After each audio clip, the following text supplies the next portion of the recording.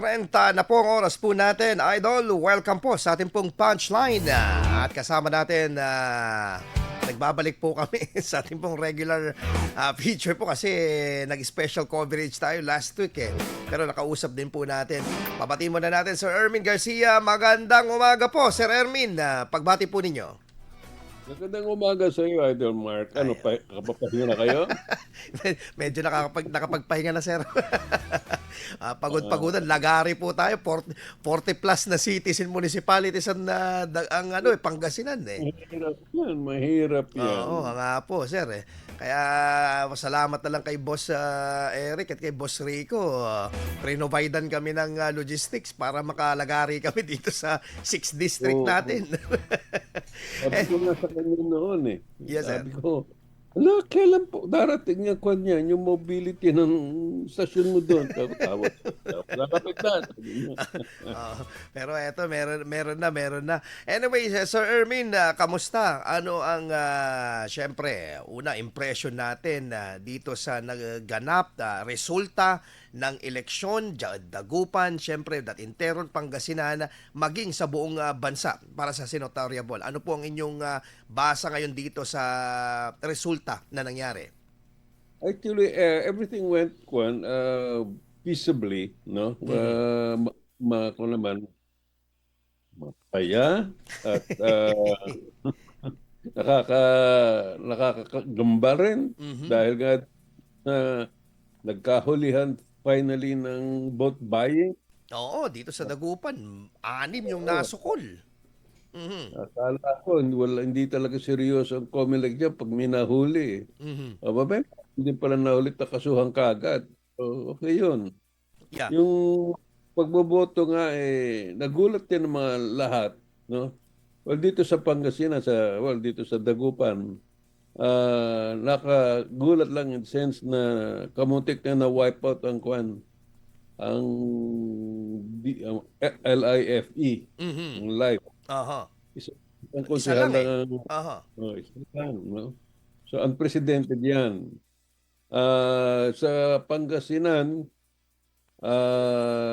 may haka-haka sila noon na baka pwedeng makahabol si former Governor Pogi Espino at Mm. pwedeng palitan. Doon mo makikita na pag wala ka talagang organisasyon ng maaga, Mhm. ka makahabol. Yeah, kasi Uh, almost 94 if I'm not mistaken, 94,000 mahigit ang distansya nitong boto ni incumbent Governor Gico kay former Governor yeah. Amado Espino III. Yeah, lalo na for a province like Pangasinan, napakalaki, malawak, no? Mm. Kaya ang coverage ninyo, talagang bilib ako, nasa Oo, Lagario, District 1 to 6. And ang aming pasalamat lang, Sir Ermin, actually, dahil nung kasagsagan ng pre-election natin hanggang post-election, yung pangamba na pwedeng magkaroon ng gulo sa mga ibang distrito, lalo na yung District 6, kasi sunod-sunod doon yung mga pinapatay, Sir Ermin, dyan sa Yeah, ika-6 na distrito. it's well, ang kwan naman dyan is it is not as worse as what we had expected. Mhm, yeah. Meron man yung nangyaring ganun, I think it cannot be helped because supporters really get emotional eh. Mhm. Or in other words, people may have been hired but that has to be proven, no? Mhm. Uh, Getting involved, but that no longer really surprises us Mhm. na napapatay ng ganun. Yeah. Ang kwan lang dyan, nahuli. Mhm. Dito sa Mm. Dagupan City, Sir Armin, yung 6, yung besperas ng eleksyon, talagang nahuli at may sabi-sabi na konektado ito sa mga barangay officials din na diyan sa nasabing lugar, Sir Ermin. Nasa DOJ na ito kasi nung kausap natin si Attorney Frank Sarmiento last week, kinonfirm niya na naisampa itong kaso na ito ngayon sa DOJ na. Oo. Kanila ebidensya, yun ang importante. Mhm. Hindi yung sabi-sabi nila may ganun, may Mm. bumili ng ganito, may nagkalat ng ganito. Mhm. Wala. nangyari doon eh. Oo. Ngayon, may ebidensya sila in the act daw na nahuli. Okay. Oo. Pero dito Sir Ermin, ang inaano nila kasi, alam mo, may mga kaibigan din tayo sa media na pinuntahan ng di umano ng mga kakilala nitong mga nahuling mga bumibili at saka nagbebenta ng boto, na pinipigilan sila na ano ito, i-broadcast ito dahil daw sa privacy something. Eh, Ah, for you Sir Ermin, yung mga ganitong usapin, dapat ito talakayin talaga, ano 'di ba? Blatantly, talagang open. wala eh. It's a public record. Eh, Yeah. you cannot have something that is there. Yun ang mahirap dito sa yung privacy law natin eh. Mhm. Lahat dapat tago. Eh, wala namang mangyayari. Kaya nga, akala nila pwede silang itago basta may privacy law. No. Mhm. If there is a public record, no, binasa ko rin yung report eh, tsaka yung eh. Eh, sabi ko, wala, talaga kailangan ilabas ito. Mhm. Yeah. Oh, yun nga nananakot pa daw eh. Ha? Nananakot pa daw kung anong pinapakilala daw na law firm daw eh. Oo, Ay yun. nako. Siyempre, ganun talaga yun. Eh, naman sa amin, Aha. wala kami natanggap na Yeah. ganun Anyway, yung nanakot. mga kaibigan lang din natin. Pero anyway, Sir Ermin, napag-uusapan na natin tong vote buying. In one of your column na sinasabi ninyo, may bagong scheme, may bagong mukha ang mga vote buying na ito. And ito dapat ang tignan for the next elections. We have our, kung matutuloy man tong BSKE sa 2025 December, at syempre, the presidential election sa 2028. Oo. Well, ang ditong vote buying na ginagawa nila, no, I think lumalabas dito. Iba na rin ang tingin ng mga tao dyan eh. Mhm. Natutunan na rin sila na, sige, tanggapin natin, pero, hoy, bala kami sa boto namin. Yeah. Wag masyado maging kumpiyansa yung mga kandidato na nagbibigay lang niya, nakala nila ay mahuhuling nila, hindi na, mahirap na eh. Mhm. At agad na yung botohan eh, iba yung nangyari eh. Hindi umubra, tama yung sinabi niyo, hindi umubra itong ayuda-ayuda at saka TikTok, Sir Erwin. Oo, yung kagaya ng ayuda, itong pagkakamali na malaki ni kanang COMELEC, yung Mhm. pinabaya ayuda na galing sa government funds. Mhm. Oh, di wala, to ako nag-boomerang. No, hindi lumabas lahat yung kinakala nila ng congressman or senators na lalabas Correct. wala. Oh, yun ang mga bago na kwan diyan. At Mhm. dapat lang talaga na ibahin yung approach ng ganyan. Alisin niyan yung kwan, At yung vote ng government. at dito sa Pangasinan, Sir Erwin, kung titignan natin yung trend ng mga nanalo ng mga senatorial, hindi na yung kasi dati binansagan tayo Budots Capital kasi number one dito yung nagbudots. Aray ko po.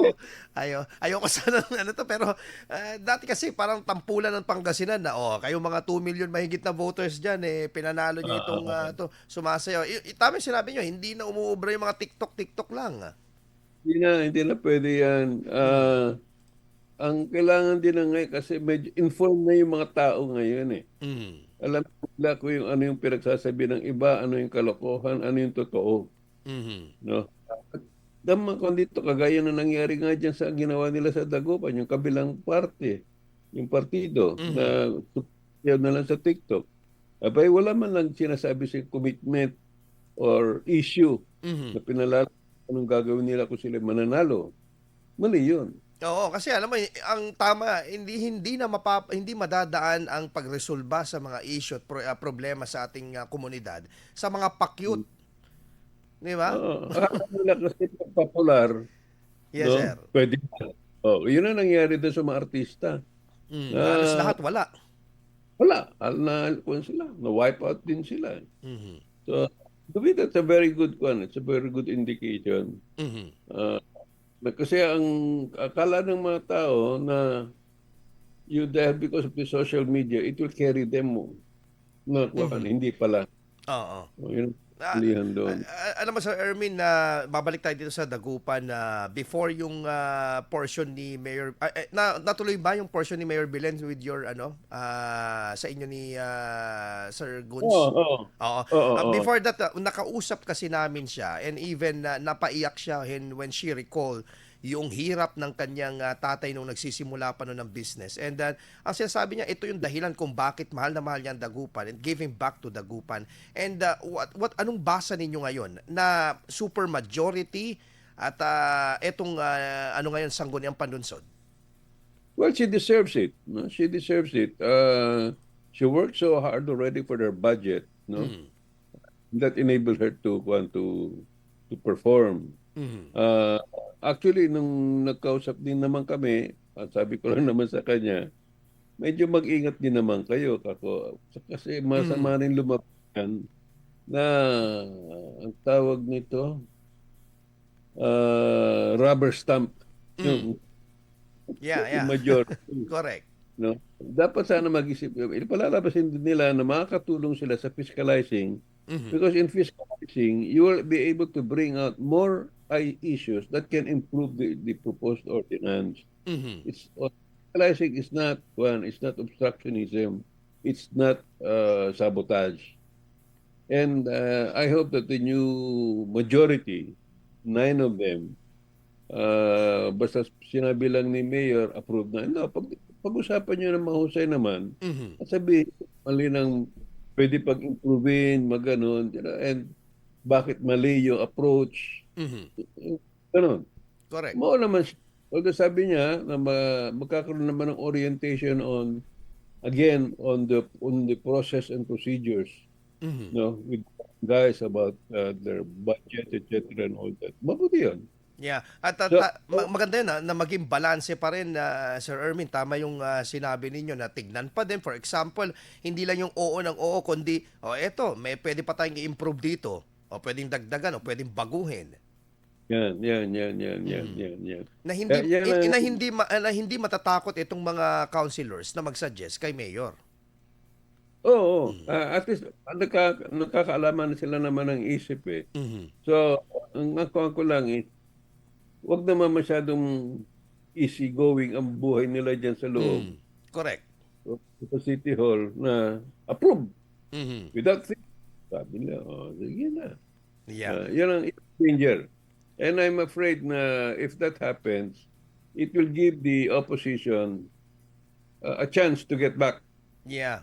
Oo, lalo na sa susunod na mga taon. Pero ewan ko kung ma-convict doon sa Sir Ermin, kasi may mga pangalang lumutang doon na nasa kabila doon sa vote buying Well, yung vote buying naman kasi, I think it's not so much of the names of the people who Mhm. the vote buying was for, but more for the people who did the vote buying. Mhm. I don't think it will affect naman sila kung yung mga bumoto dun sa kabila ng Mhm. light. Yeah. Para at least sa kanila yung supposedly nanggaling.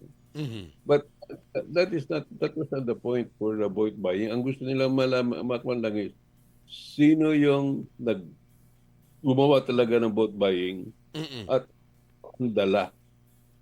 Correct. Yun. 'Yun. So, hindi naman, of course, may hindi mo maalis yung kaisipan din ng iba na, sila talaga yung gumawa niya. Yan.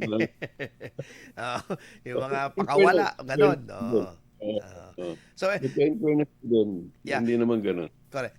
And anyway, Sir Ermin, in a larger naman po scale naman dito sa Pangasinan naman, syempre, mula sa governor, sa mga sangguniang panlalawigan members, yung congressman, 5 ang na-retain nila, yung 5 na congressman. And we have, syempre, Manay Gina in District 4. Yeah. Well, again, that's predictable in the sense na voting for the congressman is really based on performance, Mhm. in the support, of course, of the provincial government. And that's what happened in Pangasinan. Mhm. Kaya nga, sabi ko nga, napanalo din sila dahil may organization for the election, for the Mhm. re-election. Yeah. Wala na pong kwan doon. So, Problema doon. oo. So anyway, Sir Ermin, etong sa congressman na speaking, no, kasi eto na naman, here comes the 20th Congress po natin. Medyo Mm. napapakamot lang tayo dahil imbes na ang pagtuunan ng mga bagong halal na senador at mga congressman ay mga project and programs, mukhang busy silang gustong i-push through itong impeachment trial na ito. Eh, may may warning na sa kanila si Senator-elect Marcoleta eh. Sabi niya, we were going to question. Oo. Oo, oo. Mahirap na, matutuloy yan. Mhm. Walang No doubt doubt. about Oo, oo. matutuloy yan. Ang problema dyan is, how will the senators vote? Mhm. Kasi kita ko, at kung two-thirds vote ang kuha na kailangan dyan, medyo dehado yan. Mhm. Kasi ang unang nakikita ko ng issue nga dyan is, pwede ba na impeach mo isang official for refusing to reveal the details of a confidential fund Mhm. that many others enjoy for far bigger amount, Mhm. no? Correct. So the very definition of a confidential fund is something that has to be clearly defined by law. Mhm. Confidential nga, bakit may bubulgar? Mhm. Diba? Yung title pa lang eh. Oo, Oo. yun. So, Mhm. medyo mahina yung kuan yung kaso na yun. Obviously, ang purpose lang naman ng impeachment para kuan is to influence the voting, Mhm. no? The Duterte government is an evil government, was an evil government. Mhm. So, kung ang gusto lang ng palabasin doon. So, wala, hindi naman pero pagdating na sa impeachment, hindi na makikialam yung mga kuan sa prosecution na lang sila. Mhm. Uh, Mahihirapan sila magkuhan yan, defend. Yeah. Uh, And pero ang ano dito Sir Ermin, parang ang pinakabasa dito pati mga political analyst talagang open, secret and very obvious na ngayon na talagang yun ang agenda because if I remember right, pagkapanalo nung at nagpalit pa ng nominees yung isang party list, ipinatawag sila kaagad ni Speaker Romualdez para kausapin maging part ng panel ng prosecutor. oo. Si Bam Aquino at saka si Juan, Mm. Kiko. Sila ang critical kasi talagang known supposed to be opposition. Ang problema dun sa dalawa is kung galit man sila kay Duterte, Mhm. galit din kay Marcos historically. Mhm.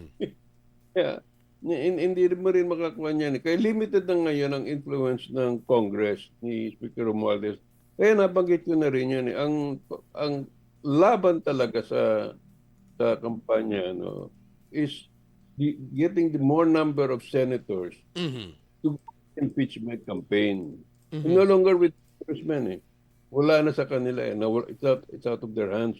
Tapos na eh. Mhm. So it was really fun with the senators.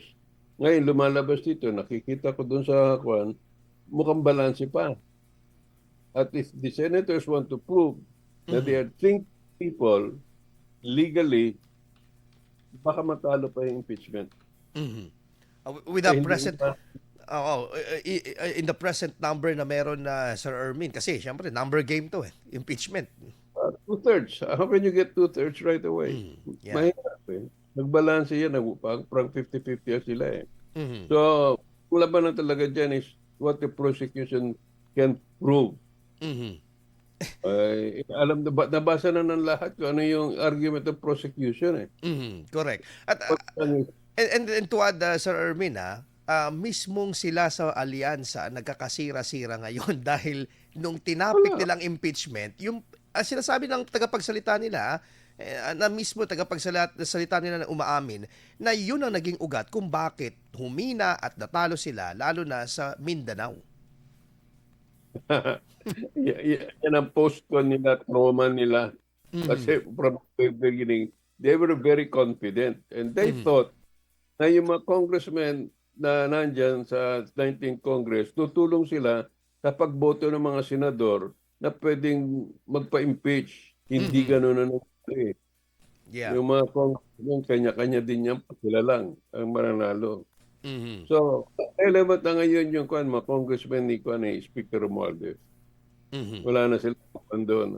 Unless si Senate President Chis Escudero will try to influence in favor of Mhm. the allianza, but I doubt. There is small number at madaling makita kung alin ang Mhm. pwedeng palusutan yan. At nung ano pa nung pre-election parang gumawa pa sila ng ano gumawa pa sila ng mga ilang kalaban pa nila, additional na kalaban nila sa administrasyon by digging doon sa mga ibang issue ng ibang senador. Akala nila matatalo, ito, nanalo. Nanalo, oo. Di ba? Hindi nila kalain na ang kapatid mismo ng presidente, Mhm. Yeah.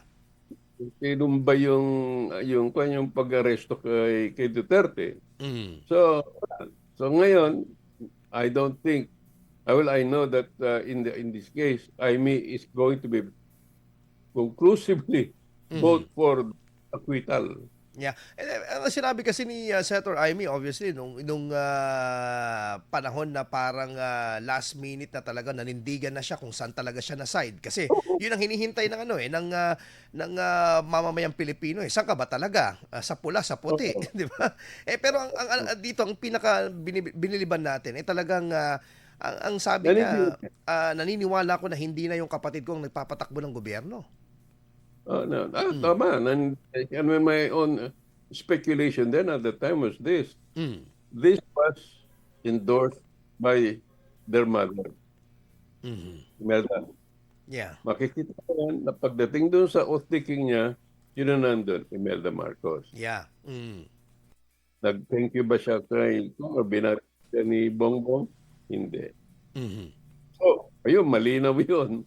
So, sabi ko nga, hindi pwede magaganyan si Aimee nang walang blessing ni Imelda. Mhm. Kaya yun ang problema ngayon nila sa pamilya. Yeah. So anyway, itong mga mga senator natin na elect, nakakabigla yung dating number one palagi sa survey. Tingnan mo si Senator Bongo ang nag-number one, Sir Ermin. Oo. Oo, to his credit naman, Mhm. no? Yeah. Yung malasakit center niya, malaki na itulong. At hindi yan dahil sa PhilHealth, Mhm. sa diretso sa tulong ng funding ni Senator Mhm. Bongo. Nakatulong. Kaya hindi niya kailangan ng campaign eh. Kasi yung mga tao mismo na natulungan ng malasakit center niya, Mhm. sila ang gumalaw para ibalik yung utang ng loob Mhm. sa kanila. So, speaking of Senator Bongo, bilang ang laki ng difference, 7 million mahigit, sir. Next to Senator Bam Aquino. 7 Oo. million mahigit ang distansya. Pero Oo. may mga nagsasabi na mag-ingat itong si Senator Bongo kasi mukhang siyang pupuntiryahin ng mga kalaban ng Duterte. Well, of course, kung sino man na nasa tuktok niyan, titirahin ng titirahin. Mhm. Ang weakness lang natin nakikita ko kay Bongo, hindi siya yung abogado magsalita. Mhm. Ah, at saka hindi siya masyado nagsasalita sa Senado mismo. Mhm. Kaya titirahin, and this is connected with the impeachment. Mhm. Kung paano siyang boboto at paano siyang i-depensa yung boto niya. Yan, di dyan siya titirahin. Mhm. Of course, if most of his colleagues have already explained it in full, yan, swerte niya. Hindi na siya kailangan magsalita. Yeah. Yeah. Okay. So, Anyway, magbabalik tayo, Sir Ermin, pagkatapos naman ng ilang paalala. Batiin ko lang magandang umaga si Sir Crisanto Salcedo, kay Regina Pasha at kay Susana Espadilla na nakatutok sa atin ngayon. Marty Valdez, magandang umaga din kay Agnes De Vera. Magbabalik po kami ni Sir Ermin. Huwag po kayong bibitiw mga idol. Patuloy pa rin po ang ating pong punchline. Punchline. Ermin Garcia Jr. at Idol Mark Espinosa. Punchline. Babalik po kami. Sir Ermin, ano ba yung mga lessons natin itong nagdaan na 2025 na pwede nating ma-improve or pwede nating i-retain pagdating ng BSKE sa December kung matutuloy at syempre yung presidential election sa 2028, Sir Ermin? PSK election na yan, sa nakikita ko lang mapupuspon na Postpone, naman oo yan. nga eh. Mhm. Oo. Kasi gusto lang nila i-overhaul ulit yung mga priorities ng mga BSKE with the new batch set of legislators. Yung pagdating nun sa 2028, ang elections natin, mag-iisip-isip na ngayon mabuti ang mga tao, lalo na nakikita nila na yung boses pala nila can make a difference. Yeah. At nakikita ko rin na yung Liberal Party lalabas na yan eh. Mhm. Kung naalala Ulit. ko nung 2022 elections, wipe out sila eh. Mhm. Pero ngayon, with the election of Bam Aquino and Kiko Pangilinan, sila magiging flag bearers ngayon ng LP at kung maganda performance nila dyan sa assuming dyan sa impeachment sila ang magiging gabay dyan talaga. Mhm. Yung malaban dyan would be the NP against the LP again finally. Mhm. Kasi si Bongbong is NP. Okay. So itong laro dito sa national na ito. Pero in the local politics, Sir Ermin, ano ba ang mga learnings natin dito? Like for example, your observation dito sa lalawigan ng Pangasinan, syempre. Well, una mag-ingat na kayo dyan sa mga vote buying natin. Ano? Marunong na mga tao. Tingnan nyo sila, sasabihin nila sa iyo, thank you. Pero photo pupunta kung sino yung napanaginipan nila. Hindi yung marami na kasing ginawang modus operandi dyan sa vote buying noon eh. Sometimes it works. Nababalidate nila kung yung binigyan ng boto tumupad. Yeah, tama. Ngayon, medyo mahirap. Mahirap na kunin ngayon yun. Unless of course, meron pa rin yung voting receipt, no? Makita doon kung sino mga binoto mo. Pwede din nilang itago yun. So, yan. They have to be more creative now with coming up with the vote buying scheme. Diyan talaga sa local level lang naman talaga yan eh. Yeah. Hindi naman ito national elections eh. Kung national elections bulsahan nila ng mga coordinators yung perang yun. Open secret. Pero for us as a media, now all digitalized, ano ang pwedeng assessment at masabi ninyo, Sir Ermin, payo for the young journalist at mga broadcaster na sasabak sa presidential for sure? It's yung kagaya yung ginawa ninyong IFM, no? The kind of reporting that you guys did, impeccable. Maganda. And it shows the way, as I would see more or less dun sa mga journalism schools or courses. Now they know how it should be done. Okay? My only regret is this. Most of them now will go to radio and not to print.